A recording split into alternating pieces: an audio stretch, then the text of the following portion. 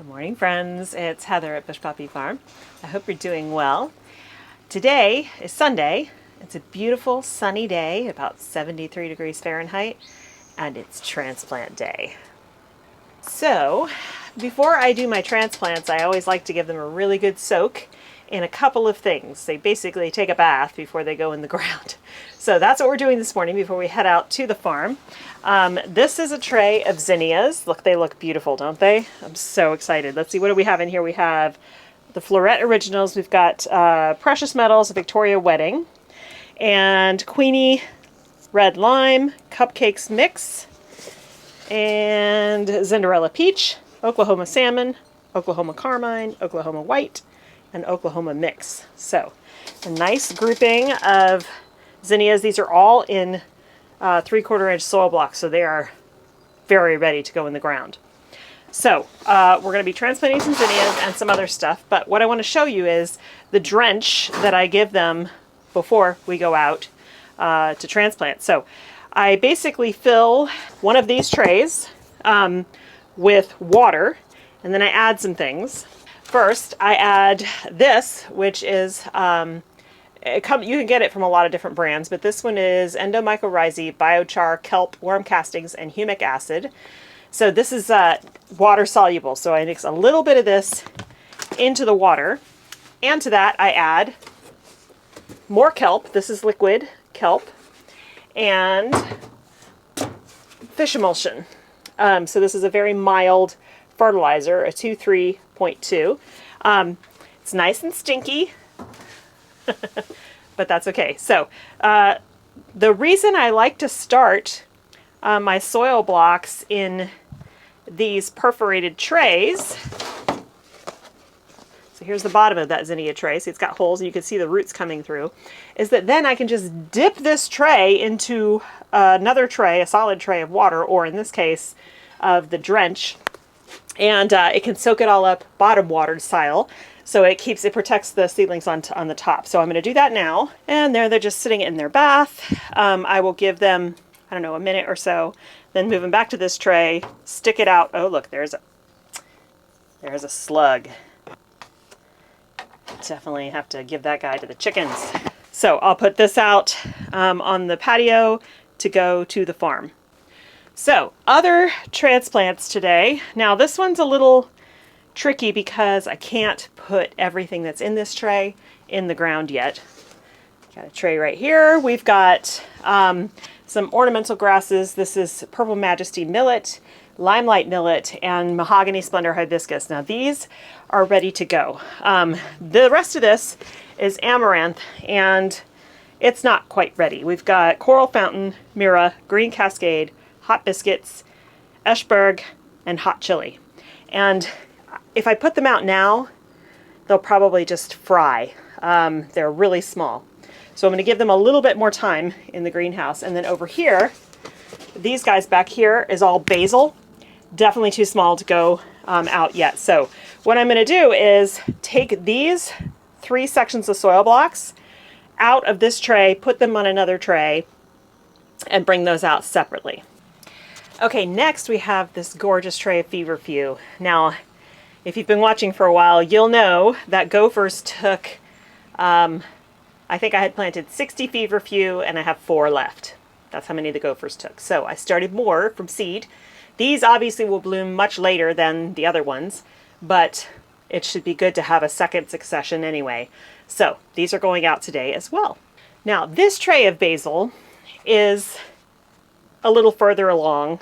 Not by much, because it was cold and now we're finally getting warmer yet again. But they're getting to the point in these soil blocks where they're just not going to do well if they stay in here. So, because I planted them 1 month ago. So we've got here lemon basil, cinnamon, and dark opal. So I'm going to give these guys a drench and they will get transplanted today as well. Now this tray is kind of a disappointment.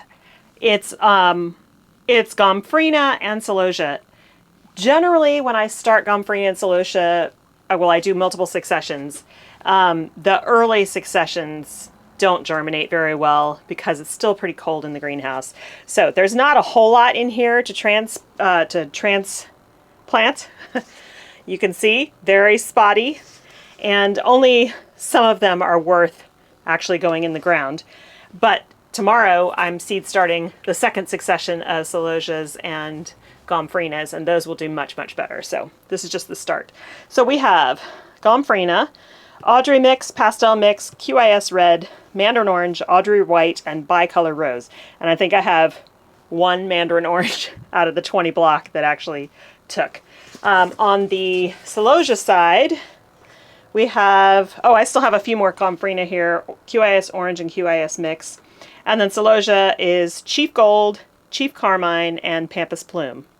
So again, not great, but I'm going to put them in the ground and we'll start new seeds. And whichever of these come up and go on to bloom, that's great, but we'll have a whole other succession, probably 2 more successions to go after this. So what's still in the greenhouse? Quite a bit, actually.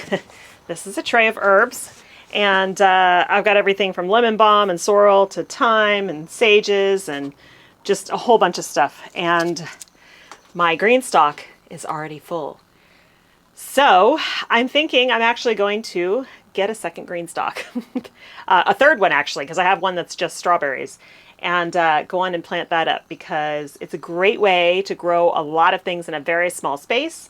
And it'd be nice to have 2 herb towers. That would mean I'd have a lot of fresh, and then I could have a lot to cut and dry to use during the winter months. So that's the plan for these guys. They got to go in somewhere very soon. And then we also have a bunch of peppers left. I think I'm going to put a bunch of these out at the farm. Why not? I still haven't transplanted the peppers up front, and I'm afraid that some of them might be in bad shape because they're still in the pots unless they've received enough water from the sprinklers. We'll see. But I got to deal with these guys. And then here, this is stinging nettles. You might think I'm absolutely insane for starting those from seed, but I want to put those in an out-of-the-way place down in our creek bed because they are not only an excellent tonic, but they make amazing fertilizer. They're just a great, great plant to have. That back here, this is cathedral bells. Only 2 of them, no, 4 of them have germinated, but they're not doing so great. This is marigolds, and you can tell they're just kind of torn up here. These are going in the ground today too out of the farm, except for a few of them that are staying back to go into some pots for somebody who bought a bouquet in the box kit from me. So they'll get 15 flower seedlings. So they'll get some of these gorgeous ones, some feverfew, dahlias, zinnias. Yeah, they'll have a bunch of stuff to choose from. Then here we've got lettuces. This is mesclun, and then just some dill that didn't germinate very well. Here's some more dill right here. So again, these all need homes. Wild marjoram, just as a scattering of kale and things like that. So these are going to go out in the front garden probably tomorrow. And then up here, these are the dahlias, you guys. These are all the pre-sprouted ones. And then, like I said, I still have boxes unopened. 2 boxes of dahlia tubers that I haven't even opened yet. So this is why I'm so desperate to get the dahlia bed done, because, I mean, just look at them.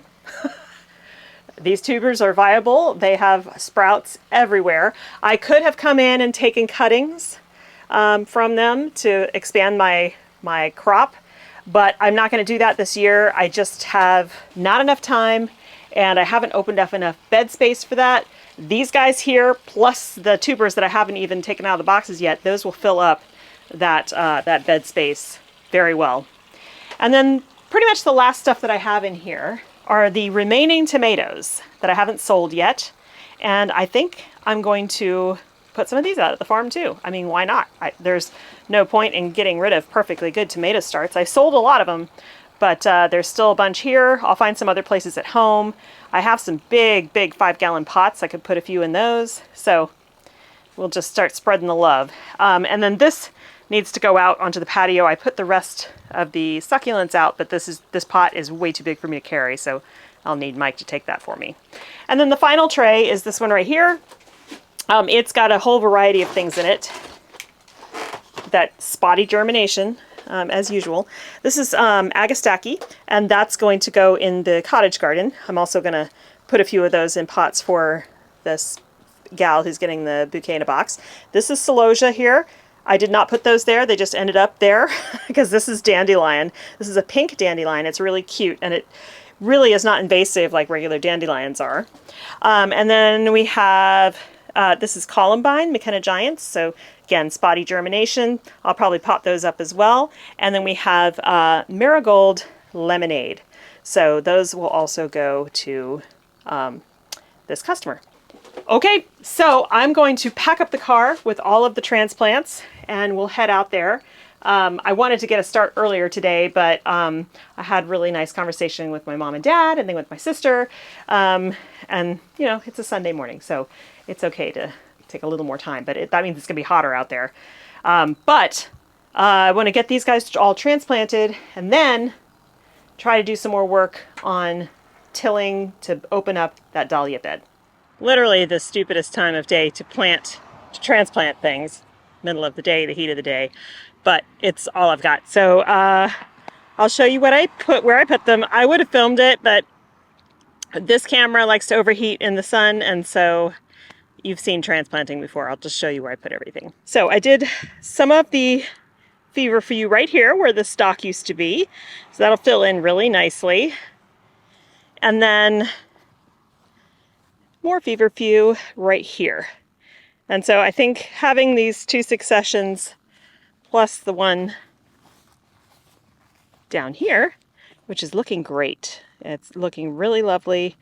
Still got some weeds in here that I have to come through and pull out, especially this pea, horrible thing. It's doing pretty good. And we've got second successions of status and strawflower that actually are looking good. So this status is starting to produce. That's a white variety. Very pretty. Yeah, so we're doing okay. And the cynoglossum, the forget-me-not, is actually starting to put on taller stems. So that's a really good thing. Okay, so what I did was I had some holes in here. There is a bee that is very interested in me right now. I had some holes in here and that things just didn't take. So I went on and put the millet in all of these little holes. This is Craspedia, the big thing you see here. And then the millet is the little grass looking guy. So there's millet in there, Craspedia. This is Sweet Annie. These 2 big guys are Apple of Peru. Then we've got Cosmos and some Amimagus or Daucus, I can't tell at this point. And then the rest of this I put in Mahogany Splendor Hibiscus. We've got a little bit more Craspedia. We've got some Euphorbia. And then this is all basil down here. So it looks so tiny in here, but the soil is nice and wet from being watered. And so hopefully they'll do okay. And then after the basil, we've got the celosia and the Gomphrena. And there's still a few holes that are open down here. Lisianthus, all of it's still here, but look how yellow it is. So I'm going to come in early tomorrow morning with fertilizer. Really needs it. And then this row is all of the zinnias. So they're all looking good. The soil was nice and wet under there because it's been getting watered. And that is the first succession of zinnias. We'll have probably 3 more. And then here, these are all the sunflowers that got transplanted, and then all the sunflowers that I direct sowed are popping up as well. So that's all good news. Everything is so overgrown. I cannot wait to get, so we did order a new string trimmer part. I'm just waiting on that coming in. But I did uncover these. This is all, I believe it's all Bells of Ireland, except for the stuff back there. So Buplorum. Bells of Ireland, Buplorum. And they're looking good. So I'm really glad that I did a second sowing because it's not a dense stand, but it's not so bad. This bed, on the other hand, with poppies, nigella, everything, hardly anything. We've got a few, maybe some poppy in there, but really not much at all. This all needs to be, I'm not even going to walk through there until it gets string trimmed. But here's the lilies. And you can see who's coming up first. I really wanted to add more soil to this, but they'll be fine. I did label them. And so up front we have Golden Romance, then we have Brunello, which is probably going to be the first ones, Lotus Queen, and Stargazer. So I'm excited. They're very, very healthy looking. They're getting the water that they need, clearly, and we're going to have a nice collection of lilies to harvest from. But yeah, just all this. I cannot wait to come out and string trim. This is actually kind of a steep hill. It's hard to tell from here. And there's all kinds, it's really uneven ground, and there's lots of like stuff in there, rocks and things. So I keep toying with the idea of bringing out the lawnmower, but I think that's a stupid idea because the ground is super uneven. And like I said, it's rocks and things like that make it really dangerous. So I'm just going to try to be patient and wait for the string trimmer, but I can't wait to get this done. It's driving me nuts. Now, as the summer goes on, and it gets drier and drier, all of this stuff will die off. And the only place we'll see green is in the beds themselves, because they'll be getting irrigation. But, you know, if you look back to my initial videos here showing you this new plot before we started working on it, it was all brown and there was nothing growing. That's because it was at the end of the summer when there's no water to feed all this stuff. So, okay. I was going to try to do some more work on the dahlia bed. I'm getting a headache, I think, from sitting out here in the sun, and even though I've been drinking a lot of water, I just don't think it's enough. So it's Sunday. I'm going to give myself a pass and wrap it up. I feel really good to have gotten all that stuff transplanted, and I'm looking forward to starting more seeds tomorrow. It's always nice, even if I end up not transplanting everything that I start from seed, it's always good to have all those backups, because when you have disasters, then to be able to just pop stuff in that you've got waiting in the wings makes a huge difference. And as far as gophers go, so you can see all this torn up. There is a gopher in there. I have 3 traps set. One of the traps was looked like it got sprung, so I tried to pull it out of the ground. And when I looked down in the hole, I saw a little gopher nose poking in and out. He or she is down there, alive, down there.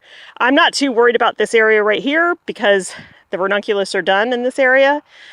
But I definitely want to catch that gopher with the trap, because I don't want it coming over here with the Lisianthus. That would be a disaster. So that's it. Thanks so much for hanging out with me today, you guys. I hope you have a wonderful time in your gardens, and you have a good week, and I'll see you in the next one. Bye.